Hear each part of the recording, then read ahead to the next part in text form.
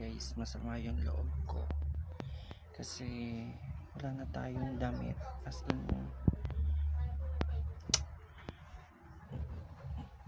kasi yung mga damit ko dati nasira lahat, so nagpalit ako ng damit paunti-unti.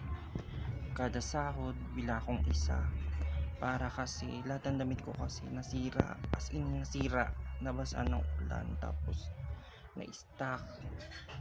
So ilan lang yung natira sa damit ko, tapos ito pa ngayon may sira. So, nakakalungkot kasi kinain siya ng daga, ang daming daga dito.